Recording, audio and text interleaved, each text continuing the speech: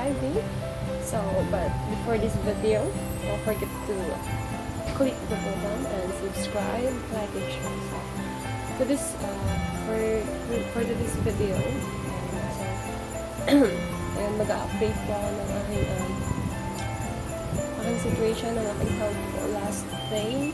So, ayun po. Sorry po guys for hindi po agad ako nakapag-upload ng panibagong video. So, ayun po. Gawa po ng kaka-recover ko lang po sa sakit. So, ayun nga po yung ika din si Pon bilog po. So, okay na naman din. Yung ubo na lang po yung nag-stay.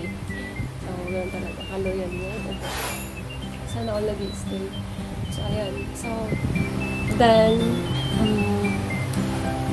then for today's video, magiging yaya function po tayo tonight. So, ayun.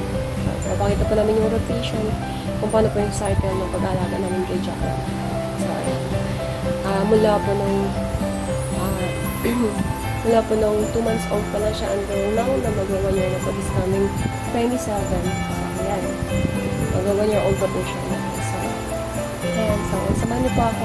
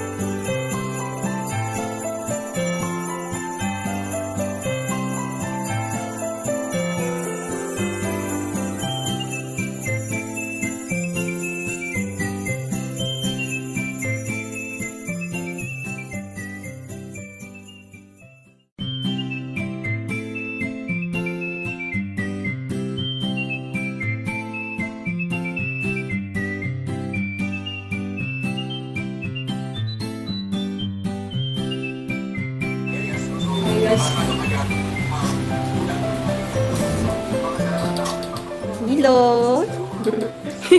Show me your tongue. Show me your tongue, baby. Ayaw, wala sa mood. Yeah. Hawak dito. No, Jacko. Dito lang. Yan, hold.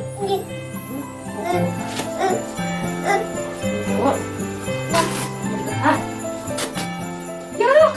Dami pupo. Ikaw naman ba sa mood? So, sino po kapilun dyan?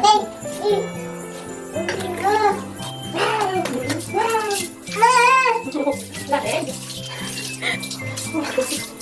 Ayos! So, ayun guys, ako na ever mo dyan sa inyo.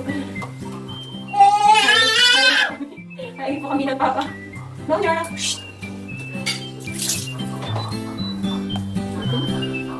Kasi hindi pa tapos yun.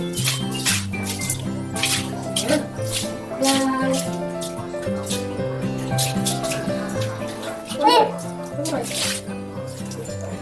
Ay, dito ka nakadulas ka dyan.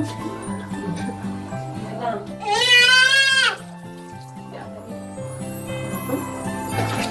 Ano?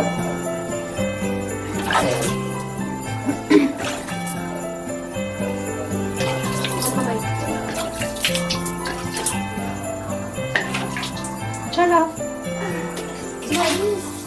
Smile. Chara. Smile. Wala na mo na baby girl na yan eh.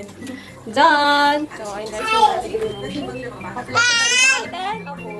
Sila si Ann, 25 kilos ang timbang sa kanya na dapat 35.5 kilos. Si Olive, 11 kilos, pero dapat 13 kilos ang timbang. Lahat din ng mga bata ka ng grocery. Lagi na tinutupo, sinisipon kung ay kinikita. Wala sa ulang po yung dahil pisan, Ako lang para po sa kanya. Hindi lang ako makikita niya mga anak ko lingkong-lingkong ko kasakit. Kasi School ako sa Pinay. Sa Rapid Nutrition Assessment Survey ng FNRI o Food and Nutrition Research Institute noong November at December 2020, dalawa sa bawat 10 ang 6 years old pababa.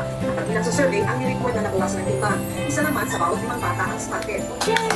Sintomas ito ng chronic malnutrition o matagal na wala kasustansyang kinakain ang mga bata. Inadvisited pregnancy, affecting oral mental development, attention, learning capacity.